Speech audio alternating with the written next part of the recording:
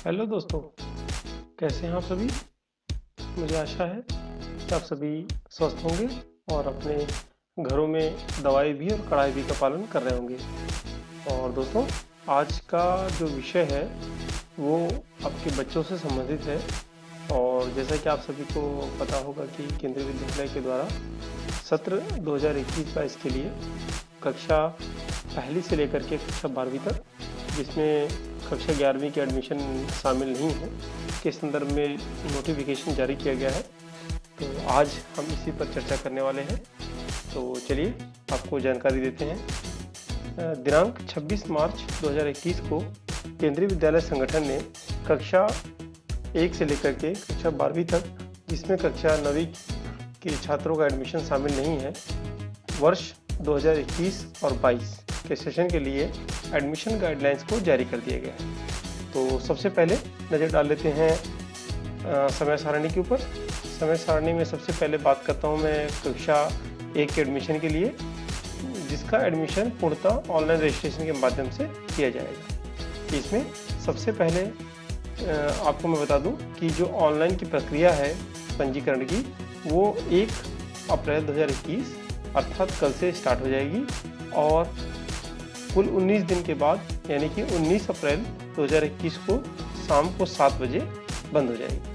तो दोस्तों, इस स्थिति का पक्का ध्यान रखें और आगे वीडियो में मैं आपको जानकारी दूंगा पूरी प्रक्रिया की कि एडमिशन कैसे आपको फॉर्म भरना है, कैसे ऑनलाइन रजिस्ट्रेशन करना है, क्या शुल्क लगेगा और कौन कौन से दस्तावेज आपको स्कूल में सबमिट करने हैं।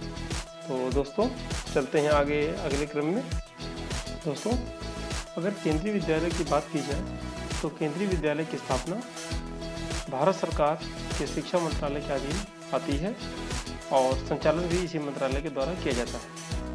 वर्तमान में पूरे भारत में कुल 1245 केंद्रीय विद्यालय उपलब्ध हैं, जिनमें वर्तमान में लगभग 13,88,899 छात्र शिक्षा ले रहे हैं और इनमें कर्मचारियों की संख्या, जिसमें शिक्षक शामिल हैं, कुल 48,314 है और वर्तमान में इन्हें 25 अन्य क्षेत्रों में बांटा गया है।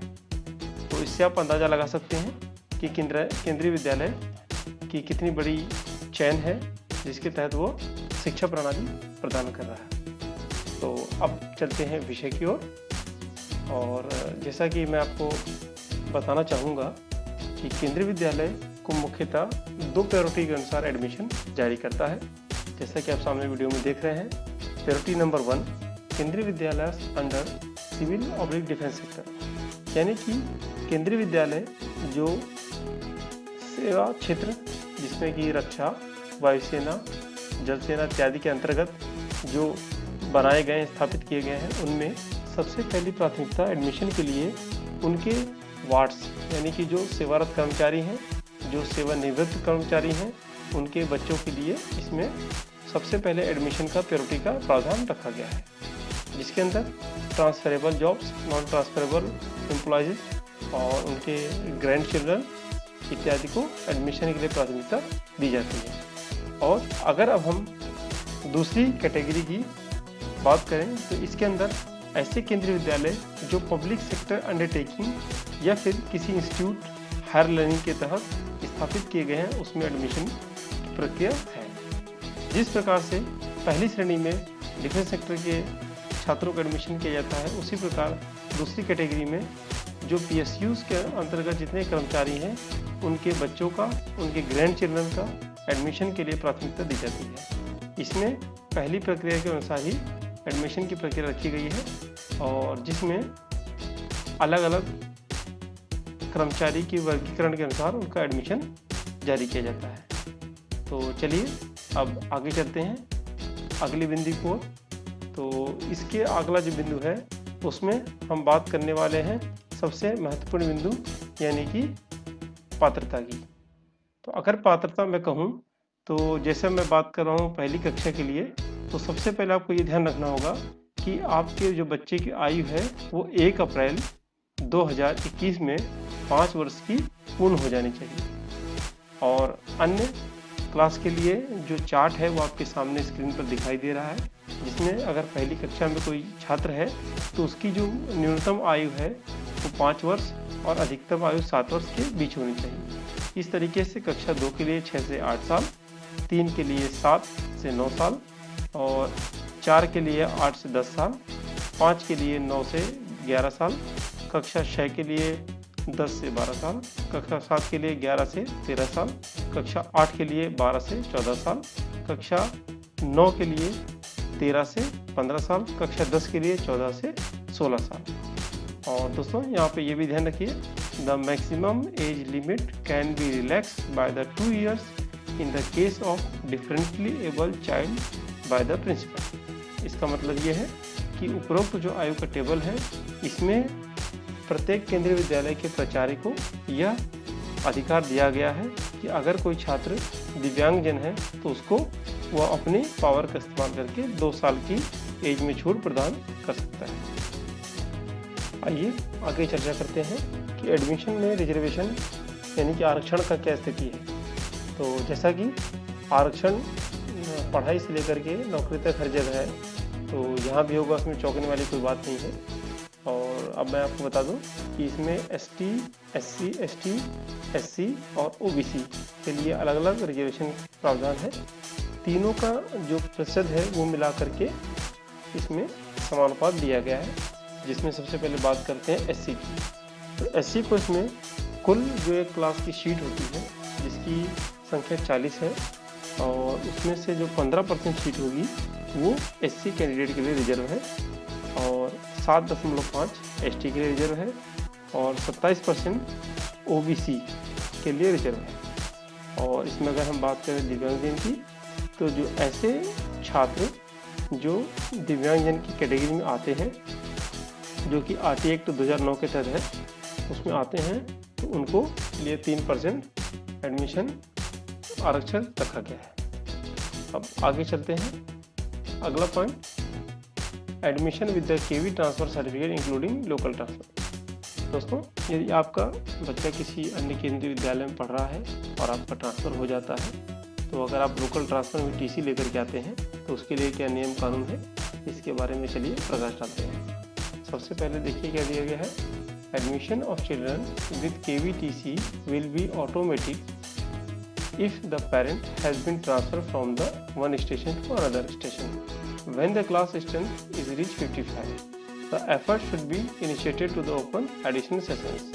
इसका मतलब दोस्तों, जैसे मान लीजिए आप दिल्ली में रहते हैं, दिल्ली में आप अभी बदरपुर में पदस्थ हैं और आपकी पोस्टिंग वहाँ दिल्ली से होकर के दिलशाद गार्डन हो जाती है, तो दिलशाद गार्डन होने के बाद आप इस कैटेगरी में आ जाएंगे और आपको वहाँ से एक ट्रांसफ़र सर्टिफिकेट बना करके जिस केंद्रीय विद्यालय में आप कराना चाहते हैं, जहाँ पर ट्रांसफ़र होगा, उसका जो नियर बाय केंद्रीय विद्यालय होगा वहाँ आप देंगे तो ऑटोमेटिक आपके बच्चे का एडमिशन हो जाएगा। उसमें कंडीशन ये है कि जैसा मैंने आपको बताया कि मैक्सिमम सीट्स 40 स्टूडेंट होती हैं क्लास की, अगर वो बढ़ाने के बाद 55 से ऊपर पहुँच जाती हैं तो उसके लिए स्कूल को एडिशनल सेशन चलाने के लिए अप्रोच करना है। अब दूसरी बात करते हैं, defence personnel and paramilitary forces who shift their families to a station of their choice whenever they are transferred to some non-family areas or posted in Naxal affected areas can admit their children on KVTC in a KV located at the station they keep in their family। तो दोस्तों, इसमें मैं आपको बताऊं कि ऐसे जो बल सदस्य हैं जो कि सेना, वायुसेना, जल सेना, थल सेना और अर्धसैनिक बल या पुलिस विभाग में हैं और उनका ट्रांसफ़र किसी ऐसी जगह पर हो जाता है जहां पर वो फैमिली को नहीं रख सकते हैं, जैसे कि नक्सल इफेक्टेड है, JNK है, नॉर्थ ईस्ट में है या नक्सल वाले एरिया हैं, तो ऐसे कंडीशन में वो अपने बच्चे को जहां पर HRA देकर के जिस स्टेशन में रख रहे हैं, जहां पे केंद्रीय विद्यालय की सुविधा है, वहां पर वो उनका एडमिशन करा सकते हैं KVTC के माध्यम से। और अब तीसरा बिंदु, in all other cases where transfer of the parent is not involved, the admission with KVTC would be done only on the prior approval of the Deputy Commissioner on the region concerned। और इसी condition में यदि मानिए किसी parent का transfer नहीं होता है और वो फिर भी अपने घर के नज़दीक में कहीं एडमिशन करवाना चाहता है, तो उसके लिए उसे डिप्टी जो कमिश्नर होता है अलग अलग रीजन के, जैसे मैंने आपको बताया कुल 25 रीजन है, तो उनके रीजन कमिश्नर से परमिशन लेकर के, तो जो केवी के रीजन के जो डिप्टी कमिश्नर होंगे उनसे अप्रोच करने के बाद वो एडमिशन केवीटीसी के माध्यम से करवा सकते हैं। All cases of local transfer on KVTC will be done with the approval of DC concern on merit. तो दोस्तों, अगर किसी लोकल एरिया में आपका ट्रांसफ़र एक जगह से दूसरी जगह होता है तो उसके लिए भी आपको जो डीसी से अप्रूवल करवाना पड़ेगा और मेरिट के आधार पे किया जाएगा। और लास्ट में, a student with KVTC may also be permitted in project KVs only up to class strength of 45 with the prior concurrence of chairman. VMC beyond this, no admission on KVTC would be done in project schools. However, DC of the region is empowered to allow admission in the project or nearest KV in extremely deserving cases. दोस्तों, जैसा मैंने आपको बताया कि श्रेणी 2 के अनुसार जो केंद्रीय विद्यालय किसी प्रोजेक्ट अर्थात एनटीपीसी, एनएचपीसी, ओएनजीसी इत्यादि के प्रोजेक्ट में जो उनके द्वारा जो स्कूल चालू कराए गए हैं, जो स्थापित किए गए हैं, ऐसे में अगर आप एडमिशन करवाते हैं तो ऐसे में क्लास की जो संख्या है वो 45 है। अगर उससे ज़्यादा है तो आपको वहाँ के प्रोजेक्ट का जो चेयरमैन है उसका अप्रूवल लेना ज़रूरी है। उसके बाद ही आप एडमिशन के लिए अप्रूवल या एडमिशन की प्रक्रिया आगे जारी कर सकते हैं।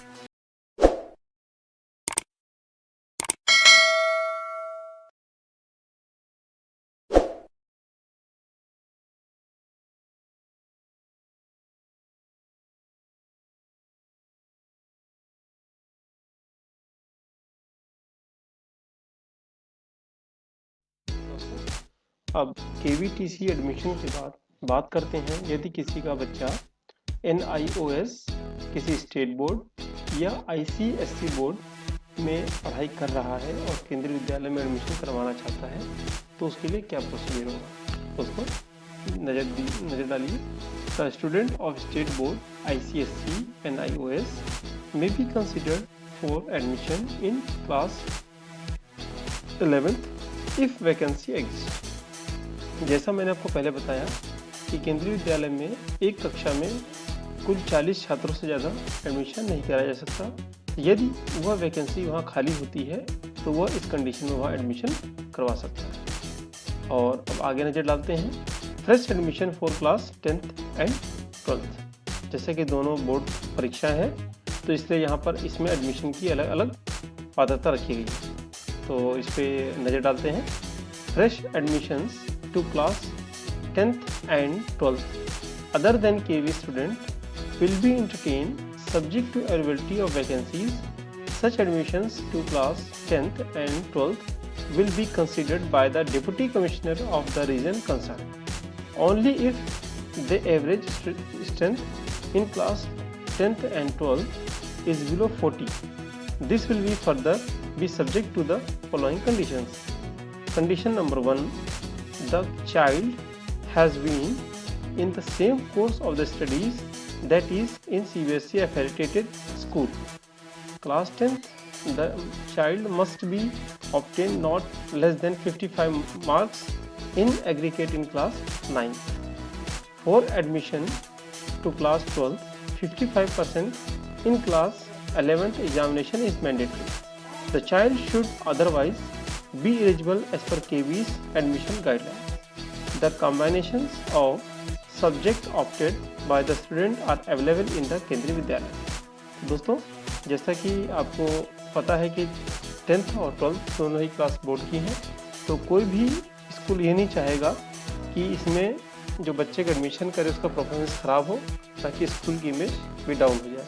तो इसके लिए स्पेशल प्रोविज़न रखा गया है केंद्रीय विद्यालय के द्वारा, जिसमें सबसे पहली पात्रता आपके लिए ये होगी कि आपका जो बच्चा है वो अगर CBSE एफिलिएटेड स्कूल में पढ़ाई कर रहा है तो वह इसके लिए पात्र है।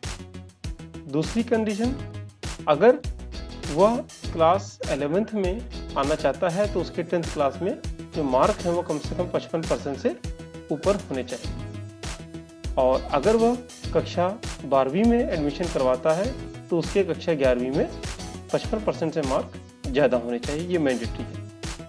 और इसके बाद the child should otherwise be eligible age पर केवी एडमिशन।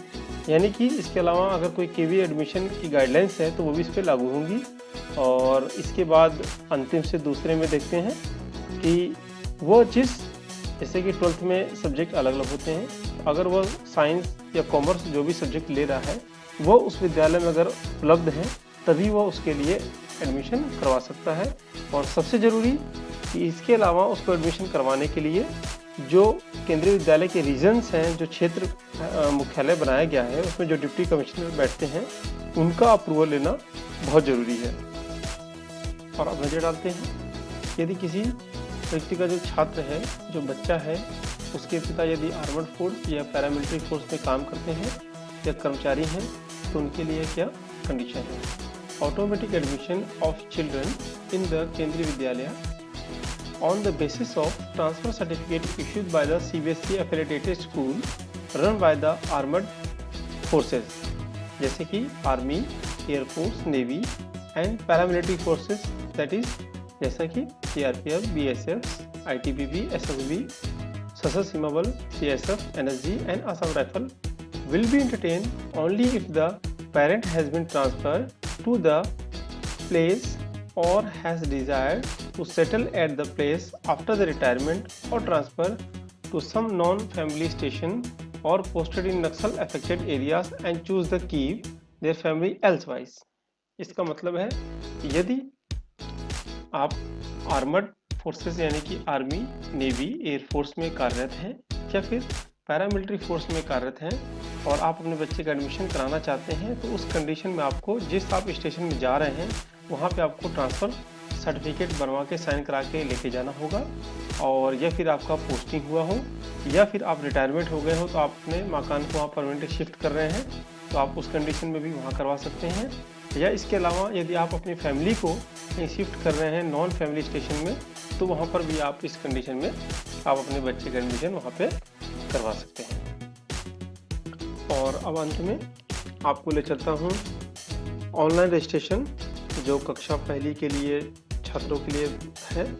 उसमें आपको पूरी प्रक्रिया कि आप एडमिशन करेंगे तो उसमें क्या समस्या आ सकती हैं, किस फील्ड में क्या भरना है और कौन कौन से डॉक्यूमेंट उसमें इनक्लोज करने हैं और ऑनलाइन रजिस्ट्रेशन करने के बाद आपको आगे क्या प्रक्रिया करनी है वो आपको इस वीडियो में बताया जाएगा। और इससे पहले आप ध्यान रखें कि जो पंजीकरण की तिथि है वो कल यानी कि 1 अप्रैल 2021 सुबह 10 बजे से स्टार्ट हो जाएगी और 19 अप्रैल तक शाम को 5 बजे तक जारी रहेगी। तो इस वीडियो को पूरा देखिए। और इसके बाद अब मैं आपको जानकारी दूंगा कक्षा 2 से लेकर के कक्षा 12वीं तक के जो एडमिशन करवाना है, जिसमें कक्षा 10वीं का 11वीं का एडमिशन शामिल नहीं है, उसके लिए क्या प्रोसीजर है वो इस वीडियो के बाद बात करेंगे। केवी ऑनलाइन प्रवेश पोर्टल वेब पेज खोला है। पेज के ऊपरी दाएं कोने पर लॉगिन बटन पर क्लिक करें। लॉगिन पेज खुलता है। Login code, date of birth, mobile number जैसा कि पंजीकरण के दौरान किया गया है, सही तरीके से कैप्चा कोड प्रविष्ट करें और लॉगिन बटन पर क्लिक करें। प्रवेश आवेदन फॉर्म खुलता है। कृपया इन निर्देशों को पढ़ें। प्रवेश आवेदन फॉर्म को 5 भागों में तैयार किया गया है। Basic information, parent details, choice of schools, upload documents, declaration और सबमिट। क्रमानुसार सभी भागों को भरें। जब तक आप एक सेक्शन पूरा नहीं कर लेते तब तक आप अगले सेक्शन में नहीं जा सकते। अगले सेक्शन में जाने से पहले सभी अनिवार्य जानकारी भरनी होगी। सबसे पहले बेसिक इंफॉर्मेशन सेक्शन खुलता है। प्रवेश से संबंधित बच्चे की मूल जानकारी इस सेक्शन में भरी जानी चाहिए। इस फॉर्म के कुछ भाग पंजीकरण के दौरान प्रदान की गई जानकारी से भरे हुए हैं। इस फील्ड की जानकारी को इस चरण पर बदला या संशोधित नहीं किया जा सकता। आवेदन पत्र भरने से पहले कृपया निर्देशों को ध्यान से पढ़ें। आवेदन पत्र भरना जारी रखें। प्रदर्शन के उद्देश्य के लिए मैंने एक उदाहरण के साथ यहाँ फॉर्म भरा है। ड्रॉप डाउन से बच्चे का लिंक चुनें। यदि आपकी बालिका है तो whether applying in single girl child category enable होगा।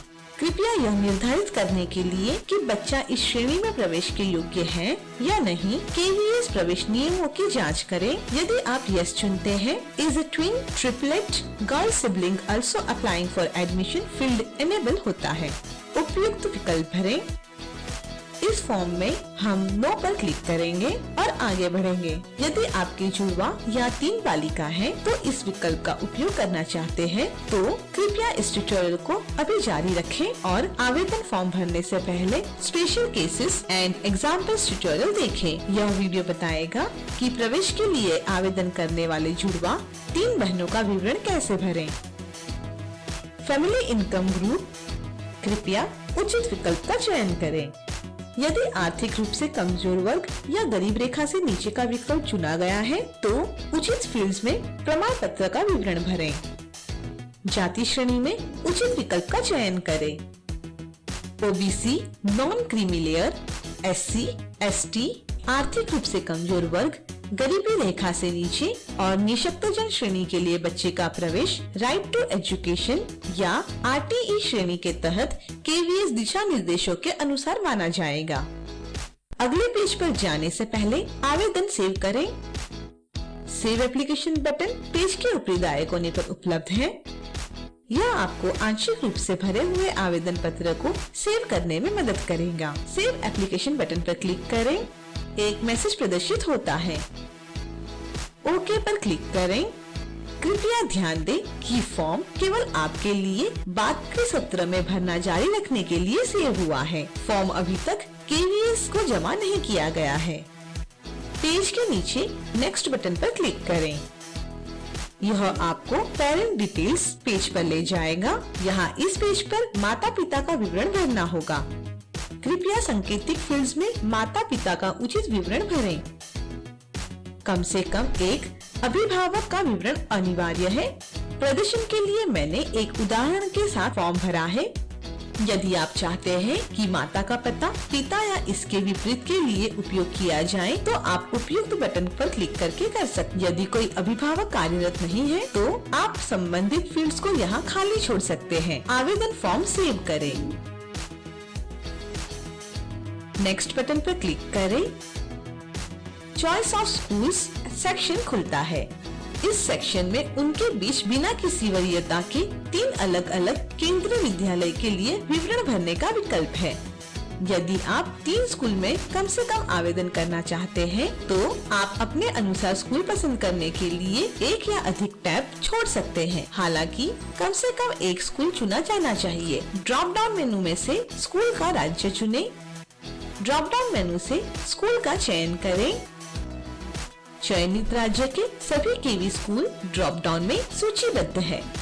इस स्थिति में मैं KV भांडुप चुनूंगी। इस स्कूल को डिफेंस श्रेणी के स्कूल के रूप में वर्गीकृत किया गया है। इस स्कूल में रक्षा कर्मचारियों के बच्चों को सर्वोच्च प्राथमिकता मिलती है। इस विशिष्ट उदाहरण में हम यह मान रहे हैं कि बच्चे की मां एक रक्षा कर्मचारी है। चयनित स्कूल का नाम विद्यालया 1 टैब पर दिखाई देता है।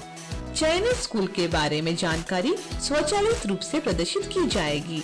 निवास से विद्यालय की दूरी। यह विकल्प केवल उस स्थिति में सक्षम है जहां आवेदन RTE श्रेणी के तहत मान्य है। चूँकि यह एक शहरी स्कूल है जो 5 किलोमीटर से कम या उसके बराबर है, वह RTE के तहत प्रवेश के लिए मान्य होगा। 5 किलोमीटर से अधिक दूरी वाले RTE के तहत प्रवेश के लिए मान्य नहीं होंगे। आगे बढ़ने से पहले कृपया सेवा श्रेणी के बारे में इन निर्देशों को पढ़ें। यहाँ क्वेरी है, do you need help in filling service priority category?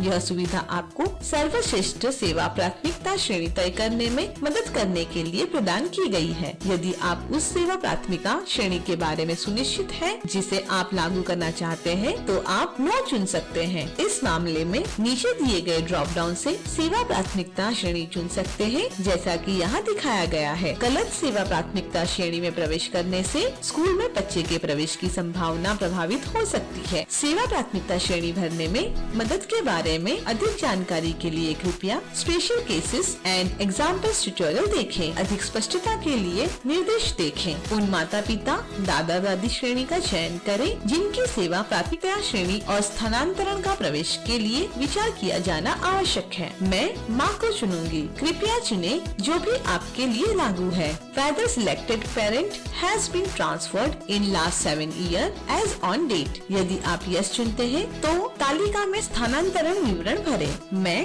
No चुनूंगी। आवेदन सेव करें। यदि आप द्वितीय स्कूल में आवेदन करना चाहते हैं तो विद्यालय 2 टैब पर क्लिक करें। इस स्कूल के लिए एक नया पेज खुलता है। यहाँ मैं KVONGC पनवेल स्कूल चुनूंगी। यह प्रोजेक्ट स्कूल के रूप में वर्गीकृत है। ONGC पनवेल के कर्मचारियों के बच्चों या पोते पोतियों के लिए इस स्कूल में प्रवेश की सर्वोच्च प्राथमिकता दी जाएगी। इस विशिष्ट उदाहरण में हम बच्चे के माता पिता को ONGC पनवेल का कर्मचारी मान लेंगे। इसलिए KVONGC पनवेल के लिए बच्चे के प्रवेश की संभावना बढ़ाने के लिए पिता की सेवा प्राथमिकता श्रेणी को लागू करना अधिक उपयुक्त है। एक ही बच्चे के लिए हम विभिन्न स्कूलों में आवेदन करते समय विभिन्न माता पिता की सेवा प्राथमिकता श्रेणी का चयन कर रहे हैं। यह इस विशिष्ट उदाहरण में प्रत्येक स्कूल में बच्चे के प्रवेश की संभावना अधिकतम करेगा। आपके मामले में स्थिति अलग हो सकती है। प्रत्येक स्कूल में बच्चे के प्रवेश के अवसर को अधिकतम करने के लिए आपको ध्यान से माता पिता या दादा दादी के विकल्प का चयन करना चाहिए। यदि आप तीसरे और अंतिम स्कूल के लिए फॉर्म भरना जारी रखना चाहते हैं तो सिलेक्ट केंद्रीय विद्यालय 3 टैब पर क्लिक करें। यहाँ मैंने KVIIT पवई चुना है। इस स्कूल को इंस्टीट्यूट ऑफ हायर लर्निंग श्रेणी के अंतर्गत वर्गीकृत किया गया है। इस स्कूल में प्रवेश के लिए सर्वोच्च प्राथमिकता प्रायोजक संस्थानों IIT बॉम्बे, समीर और नीति के कर्मचारियों के बच्चों को या पोते पोतियों को दी जाएगी। यहाँ मैंने बच्चे के दादा को IIT बॉम्बे का सेवानिवृत्त कर्मचारी माना है। जैसे कि पहले बताया गया है, इस स्कूल में बच्चे के प्रवेश की संभावना बढ़ाने के लिए मैं दादा दादी की सेवा श्रेणी लागू कर रही हूँ। यहाँ दिखाए गए अनुसार सभी अनिवार्य फील्ड को भरें। एक बार जब आप स्कूलों का चयन भर लेंगे, सेव एप्लीकेशन बटन पर क्लिक करें। नेक्स्ट बटन पर क्लिक करें। अपलोड डॉक्यूमेंट्स सेक्शन खुलता है। कृपया इस सेक्शन को भरने से पहले निर्देशों को पढ़ें। बच्चे के जन्म तारीख का प्रमाण पत्र और बच्चे की पासपोर्ट आकार की फोटो, इन 2 दस्तावेजों को अपलोड करने की आवश्यकता है। इन दस्तावेजों के लिए केवल JPEG या PDF फाइल प्रारूप अपलोड किए जा सकते हैं। प्रत्येक फाइल साइज अधिकतम 256 KB हो सकती है। अपने सिस्टम पर निर्धारित प्रारूप में दस्तावेजों को तैयार रखें। ब्राउज बटन पर क्लिक करें। फाइल डायलॉग बॉक्स खुलता है। फाइल के स्थान पर जाएं और फाइल चुनें। ओपन बटन पर क्लिक करें। स्क्रीन के दाईं ओर मौजूद अपलोड बटन पर क्लिक करें।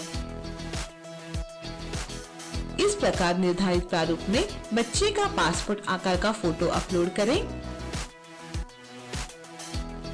पेज नीचे स्क्रॉल करें। प्रवेश के समय स्कूल में जमा किए जाने वाली दस्तावेज यहाँ सूचीबद्ध हैं। ध्यान दें कि आपको प्रत्येक स्कूल में दस्तावेजों के विभिन्न सेट जमा करने पड़ सकते हैं। पेज को सेव करें और नेक्स्ट बटन पर क्लिक करें। डिक्लेरेशन एंड सबमिट पेज खुलता है। नीचे स्क्रॉल करें और सभी घोषणाओं को ध्यान से पढ़ें और सुनिश्चित करें कि आप उन सभी से सहमत हैं। यहाँ दी गई एक झूठी घोषणा जटिलताओं या प्रवेश से इनकार करने का कारण हो सकती है। पेज के निचले भाग में मौजूद डिक्लेरेशन चेकबॉक्स को चेक करें। यहाँ पेज के नीचे 3 बटन्स हैं, सेव टू प्रीव्यू, प्रीव्यू और submit application. Save to preview button enable है, इस पर क्लिक करें। प्रीव्यू बटन एनेबल है, इस पर क्लिक करें। आपके द्वारा भरा गया आवेदन एक नए टैब में खुलता है। यदि आप इस एप्लीकेशन को प्रिंट करना चाहते हैं तो मेन्यू बार में फाइल मेनू पर क्लिक करें। प्रिंट ऑप्शन चुनें। भरे हुए आवेदन फॉर्म को ध्यान से जांचें। यदि आपको कोई ऐसी चीज दिखाई देती है जो गलत भरी गई है, तो कृपया फॉर्म में उपयुक्त सेक्शन पर वापस जाएं और जानकारी को सही करें। आवेदन फॉर्म को जमा करने के बाद आप फॉर्म में किसी भी जानकारी को संपादित नहीं कर पाएंगे। ऑनलाइन आवेदन पेज पर वापस जाने के लिए माई एप्लीकेशन टैब पर क्लिक करें। सबमिट एप्लीकेशन बटन पर क्लिक करें। दो बटन्स नो थैंक्स और यस सबमिट के साथ एक पॉपअप बॉक्स खुलता है। यदि आपको अभी भी संदेह है और आवेदन को देखना चाहते हैं तो नो थैंक्स बटन पर क्लिक करें। यदि आप आगे बढ़ना चाहते हैं तो यस सबमिट बटन पर क्लिक करें। वेरीफाई सबमिशन OTP पेज खुलता है। पंजीकरण के समय आपके द्वारा प्रदान किए गए मोबाइल नंबर पर एक OTP भेजा जाएगा। यहाँ OTP प्रविष्ट करें। वेरीफाई OTP बटन पर क्लिक करें। सहमति पेज खुलता है। एप्लीकेशन सबमिशन कोड यहाँ दिया गया है। इस पेज को सेव और प्रिंट करें। यह प्रवेश के लिए ऑनलाइन आवेदन की प्रक्रिया पूरी करता है। आवेदन पत्र की स्थिति की जांच करने के लिए पेज के ऊपरी दाएं कोने पर चेक एप्लीकेशन स्टेटस बटन पर क्लिक करें। एप्लीकेशन स्टेटस यहाँ प्रदर्शित है। अब हमने ऑनलाइन प्रवेश आवेदन फॉर्म भरने और जमा करने की प्रक्रिया पूरी कर ली है। यह video spoken tutorial project IIT Bombay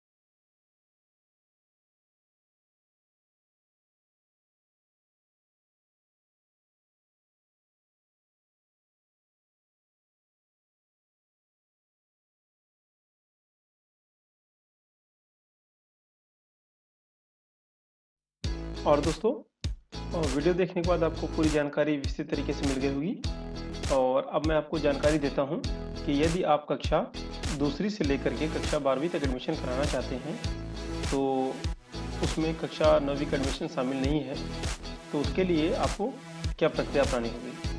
तो सबसे पहले मैं आपको बता दूं कि कक्षा 2 से लेके कक्षा 12वीं का जो एडमिशन है उसको पूर्णतः ऑफलाइन मोड में रखा गया है और सत्र 2021 और 22 में ये एडमिशन शुरू करने की तिथि 8/4/2021 यानी कि बृहस्पतिवार को स्टार्ट होगी और 15/4/2021 को यह चरण समाप्त हो जाएगा। इसके बाद जो इसकी डिक्लेरेशन लिस्ट होगी एडमिशन के लिए वो 19/4/2021 को 4 बजे शाम को जारी की जाएगी और इसके आगे का जो प्रवेश होगा वो 20 अप्रैल 2021 से स्टार्ट करके 27 अप्रैल तक चलाया जाएगा और इसकी जो प्रवेश की अंतिम तिथि है वो 31 मार्च 2021 रखी गई है। तो दोस्तों, ये तो आपकी हो गई टाइमलाइन और शेड्यूल। अब इसके बाद आपको इसमें अगर एडमिशन करवाना है तो क्या क्या दस्तावेज सबमिट करने होंगे, इसके बारे में मैं आपको जानकारी देता हूँ। सबसे पहले आपको अपने छात्र का अपने बच्चे का एक पासपोर्ट फ़ोटो रखना होगा। इसके बाद आपको निवास प्रमाण पत्र और एज प्रूफ यानी कि जन्म प्रमाण पत्र, जिसमें अगर म्युनिसिपल कॉर्पोरेशन के द्वारा अगर जारी किया गया है तो बहुत ही सुविधाजनक है, उसको आप जरूर रखें। इसके बाद छात्र का या आपके बच्चे का आधार कार्ड, और यदि आप केंद्र कर्मचारी या राज्य कर्मचारी या किसी PSU अंतर्गत कार्य करते हैं तो सेवा प्रमाण पत्र, जिसकी जो प्रारूप है वो उसका लिंक मैंने डिस्क्रिप्शन बॉक्स में दिया हुआ है, तो वहाँ से जा कर के आप स्टेट गवर्नमेंट या सेंट्रल गवर्नमेंट या PSU के अंदर अगर आप काम करते हैं तो आपका सर्टिफिकेट बनवाने के लिए फॉर्मेट लिंक मैंने दिया हुआ है, इससे अपलोड करके साइन करवा करके आप सबमिट कर सकते हैं। और दोस्तों, इसके अलावा यदि आपको किसी प्रकार की शेड्यूल के बारे में, सूची के बारे में, समय सारणी के बारे में, गाइडलाइंस के बारे में अगर कोई भी आपको दिक्कत आती है तो इन सभी का लिंक मैंने डिस्क्रिप्शन बॉक्स के नीचे दिया हुआ है। उसमें आप जा कर के सभी गाइडलाइंस को, सभी आप जो टोल फ्री नंबर्स हैं उनको आप ले सकते हैं और किसी भी प्रकार की समस्या आने पर आप वहां बात करके अपनी समस्या का निदान पा सकते हैं और उसके बाद भी अगर आपको लगता है कि इसमें मेरी कोई मदद चाहिए तो आप ज़रूर अपने कमेंट को पोस्ट करें और इस वीडियो को ज़्यादा से ज़्यादा लाइक, शेयर और सब्सक्राइब करें ताकि जानकारी ज़्यादा से ज़्यादा लोगों तक पहुंच पाए और उनको एडमिशन में मदद मिल सके। और चूँकि समय सीमा सीमित है तो दोस्तों कृपया शांतिपूर्वक और ठंडे दिमाग से फॉर्म भरें ताकि आपको इसमें ज़्यादा बार बार मेहनत करने की, करेक्शन करने की समस्या और झंझट में ना पड़ना पड़े। तो दोस्तों बने रहिए मेरे चैनल पर इसी प्रकार के अपडेट के लिए। जय हिंद, जय भारत।